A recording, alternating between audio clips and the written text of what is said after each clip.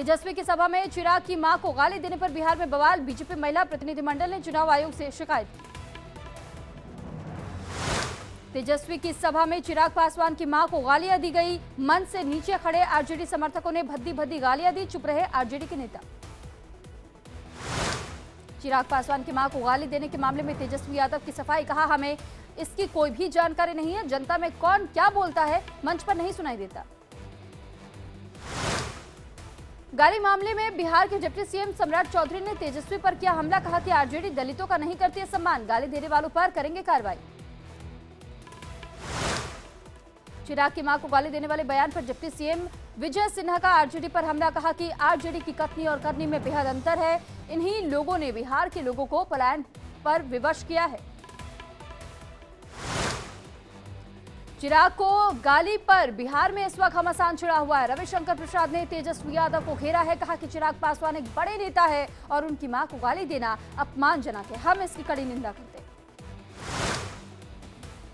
गाली मामले में जीतन राम मांझी का तेजस्वी यादव पर हमला। कहा कि आरजेडी दलितों पर करती है हमला, नहीं करती दलितों का सम्मान। बिहार के डिप्टी सीएम सम्राट चौधरी ने आरजेडी पर बोला हमला। आरजेडी को बताया गुंडों की पार्टी। सम्राट चौधरी के बयान पर तेजस्वी यादव को पलटवार। कहा, यह हार की बौखलाहट है। इस बार जनता सिखाएगी बीजेपी को सबक। पटना में जेडीयू नेता नीरज सिंह ने लालू परिवार पर कसा तंज। कहा, नीतीश कुमार ने रोजगार के बदले नहीं लिखवाई संपत्ति। जनता ऐसे लोगों को दिखाएगी आईना। बिहार के सारण में आरजेडी एमएलसी सुनील सिंह की फिसली जुबान। लालू यादव के सामने कह दी रोहिणी आचार्य को हराने की बात। वीडियो हुआ वायरल। यूपी के बुलंदशहर में सीएम योगी की हुंकार। विपक्ष पर जमकर बोले हमला। कहा कि पहले सुरक्षित नहीं थी हमारे देश की सीमाएं। सीएम योगी ने कहा कि पहले युवा, गरीब, किसान सब थे परेशान। 2014 से पहले रुका हुआ था देश का विकास। सीएम योगी ने कहा कि बीजेपी के शासन में देश में सुरक्षा का माहौल है। पीएम मोदी के नेतृत्व में विकास हो रहा है। वैश्विक मंच पर देश का मान बढ़ा। केरल में राजनाथ सिंह ने राहुल गांधी पर कसा तंज। कहा कि बीजेपी 5 साल में गगनयान लॉन्च करने जा रही है, लेकिन कांग्रेस का राहुल यान ना तो लॉन्च हो रहा है और ना ही कहीं उतर रहा है। केरल में रक्षा मंत्री राजनाथ सिंह ने राहुल गांधी पर किया हमला। कहा कि पिछली बार अमेठी में हार गए चुनाव और इस बार अमेठी से चुनाव लड़ने की नहीं जुटा पाए हिम्मत। असम के कोकराझार में बीजेपी अध्यक्ष जेपी नड्डा की हुंकार। कहा कि पूर्वोत्तर के विकास के लिए पीएम मोदी ने किया है काम। 10 साल में 70 बार किया पूर्वोत्तर का दौरा। पूर्वोत्तर राज्यों के विकास के लिए बीजेपी ने की है मेहनत। पीएम ने उत्तर पूर्व को मुख्य धारा में लाने के लिए कहा अष्टलक्ष्मी। लोकसभा चुनाव को लेकर के बीजेपी ने कसी कमर। अहमदाबाद में अमित शाह का मेगा रोड शो। समर्थकों का उमड़ा जनसैलाब। अमित शाह के रोड शो में मोदी मोदी के लगे नारे। गृह मंत्री अमित शाह ने हाथ हिलाकर लोगों का अभिवादन स्वीकार किया। एक बार फिर से 400 पार का नारा दिया। गुजरात में गृह मंत्री अमित शाह का शक्ति प्रदर्शन। गांधीनगर में कलोल में किया रोड शो। भारी संख्या में मौजूद रहे समर्थक। आज रात 8 बजे गांधीनगर में अमित शाह की रैली होने जा रही है। बीजेपी पक्ष में बनाएंगे माहौल। फिर एक बार केंद्र में सरकार बनवाने की जनता से करेंगे अपील। कल गांधीनगर में अमित शाह करेंगे नामांकन। कांग्रेस की सोनल पटेल से मुकाबला है। अहमदाबाद के सानंद में अमित शाह का हुआ भव्य स्वागत। ढोल नगाड़ों के थाप पर जमकर थिरके समर्थक।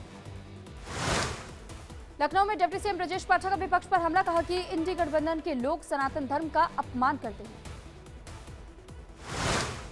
जनसंख्या पर बीजेपी सांसद साक्षी महाराज का विवादित बयान। इशारों में एक वर्ग को किया टारगेट। कहा कि अब देश में नहीं चलेंगे 4 बीवी और 40 बच्चे।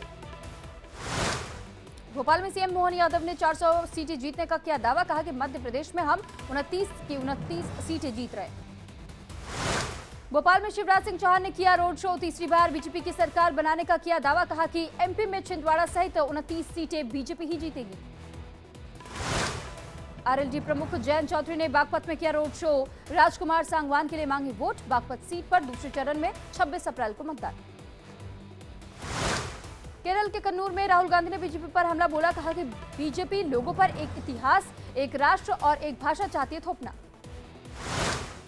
राहुल गांधी ने कहा कि हमारा कई भाषाओं, कई परंपराओं का इतिहास है। केरल से मलयालम हटा दे तो फिर एक मां अपने बच्चे को कैसे समझाएगी इस महान भूमि का इतिहास। लोकसभा चुनाव से ठीक पहले राहुल गांधी का कार्यकर्ताओं को संदेश। कांग्रेस कार्यकर्ताओं का बताया बब्बर शेर, कहा कि ये चुनाव आम चुनाव नहीं है, लोकतंत्र और संविधान बचाने का चुनाव। दिल्ली में संजय सिंह आबकारी नीति मामले में राउज एवेन्यू कोर्ट में हुए पेश, कहा कि कथित शराब घोटाले के मामले में जांच एजेंसी कर रही है खेल। संजय सिंह का बीजेपी पर बड़ा हमला, बोले संविधान बदलना चाहती है बीजेपी, 2024 का अंतिम चुनाव है, छीन लेंगे किसान युवाओं का अधिकार। यौन उत्पीड़न मामले में राउज एवेन्यू कोर्ट में बृजभूषण शरण सिंह की अर्जी पर हुई सुनवाई, कोर्ट ने 26 अप्रैल के लिए फैसला सुरक्षित रखा। कैसरगंज लोकसभा से टिकट को लेकर के बोले बीजेपी सांसद बृजभूषण शरण सिंह, कहा कि होई सोई जो राम रचि राखा। कल लोकसभा चुनाव के पहले चरण का मतदान, महाराष्ट्र के नागपुर में मतदान केंद्र पर तैयारियां तेज, पोलिंग बूथ पर पहुंच रहे मतदान कर्मी। अरुणाचल प्रदेश के सियांग में मतदान केंद्र पर जाने के लिए मतदान कर्मियों ने की कठिन मेहनत, खराब रास्तों से होकर के जाना पड़ा मतदान केंद्र। लोकसभा चुनाव को लेकर के पहले चरण का मतदान और सुरक्षा के पुख्ता इंतजाम किए गए हैं, ड्रोन और सीसीटीवी कैमरे से निगरानी में डाले जाएंगे वोट। 21 राज्यों की 102 लोकसभा सीटों पर होगा मतदान, 4 जून को आएंगे नतीजे। पहले चरण में यूपी, बिहार, अरुणाचल प्रदेश, असम, छत्तीसगढ़, मध्य प्रदेश के लिए होगी वोटिंग। महाराष्ट्र, मेघालय, मिजोरम, नागालैंड, राजस्थान समेत 21 राज्यों में डाले जाएंगे वोट। मध्य प्रदेश के सीधी में चुनाव को लेकर के पुलिस अलर्ट, मतदान से पहले सुरक्षाकर्मी ने निकाला फ्लैग मार्च। बीजेपी ने पालघर से लोकसभा उम्मीदवार के संबंध में कराया प्राथमिकी दर्ज, जाली पत्र जारी करने के आरोप में मामला दर्ज हुआ। पहले चरण के मतदान से ठीक पहले पीएम मोदी ने बीजेपी और एनडीए उम्मीदवारों को लिखा एक पत्र, सभी प्रत्याशियों का किया गया उत्साहवर्धन। पश्चिम बंगाल के मुर्शिदाबाद में शोभा यात्रा के दौरान विस्फोट और पत्थरबाजी का मामला आया सामने, एक महिला हुई घायल, मामले की जांच में जुटी है पुलिस। बंगाल में शोभा यात्रा के दौरान पत्थरबाजी को लेकर के बीजेपी का ममता बनर्जी पर हमला, कहा कि ममता बनर्जी पश्चिम बंगाल के लिए कलंक है। बीजेपी ने सीएम ममता को ठहरा पत्थरबाजी का जिम्मेदार, अमित मालवीय ने एक्स पर लिखा कि ममता का भड़काऊ सांप्रदायिक भाषण इसका जिम्मेदार है। महाराष्ट्र के डिप्टी सीएम अजित पवार की पत्नी ने किया नामांकन दाखिल, बारामती से एनसीपी उम्मीदवार सुनित्रा पवार ने किया नामांकन, सीएम शिंदे और डिप्टी सीएम फडणवीस समेत कई नेता मौजूद रहे। महाराष्ट्र के रायगढ़ से अजित पवार, एनसीपी नेता सुनील तटकरे ने किया है नामांकन दाखिल, जीत का किया दावा। दिल्ली में आम आदमी पार्टी मेयर उम्मीदवार महेश कुमार खींची ने किया नामांकन दाखिल, डिप्टी मेयर उम्मीदवार रविंद्र भारद्वाज ने भी नामांकन दाखिल किया, आतिशी की मौजूदगी में अपना नामांकन दाखिल किया। आम आदमी पार्टी मेयर उम्मीदवार के नामांकन पर बोली आतिशी, कहा कि आम आदमी पार्टी के जमीनी स्तर के कार्यकर्ता भी पार्टी के हिस्सा। दिल्ली के मंत्री गोपाल राय ने बीजेपी पर किया पलटवार, कहा कि बीजेपी चंडीगढ़ में मेयर बनाने के लिए उन्होंने कर दी सारी हदें पार, लेकिन जनता दिल्ली में देगी जवाब, इस बार भी आम आदमी पार्टी का ही मेयर बनेगा। अपने पार्टी के घोषणा पत्र पर बोली सीएम ममता बनर्जी, कहा कि हमारा घोषणा पत्र समाज के हर वर्ग की जरूरतों को करता है पूरा। स्मृति ईरानी का राहुल गांधी पर तंज, कहा कि अमेठी में किसानों की जमीन पर किया कब्जा, सनातन विरोधी है राहुल गांधी। पीएम मोदी की रैली में शामिल नहीं होने पर तेजस्वी यादव का नीतीश कुमार पर तंज, कहा कि इतिहास में हमने पहली बार देखा है कि चुनाव के समय सीएम को बैठा दिया है घर। लोकसभा चुनाव से ठीक पहले आरजेडी को लगा बड़ा झटका, आरजेडी के राष्ट्रीय उपाध्यक्ष देवेंद्र प्रसाद यादव ने पार्टी से इस्तीफा दिया, लालू की नीति से असहमति जताने की कही बात। गोरखपुर में हनुमंत प्राण प्रतिष्ठा के अवसर पर सीएम योगी ने किया महायज्ञ, गोरखनाथ मंदिर में दर्शन पूजन कर आशीर्वाद दिया। अनंतनाग में बेटी की हत्या पर भावुक हुई मां, कहा कि उसने 30 तारीख को घर आने की कही थी बात, हमारे आगे पीछे अब कोई नहीं।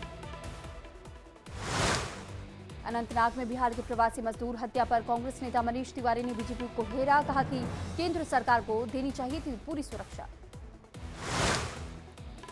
जम्मू कश्मीर में बिहार के प्रवासी मजदूर की हत्या पर रोहिणी आचार्य ने कहा कि सरकार को देना चाहिए मुआवजा, हम भी इसके लिए आवाज उठाएंगे।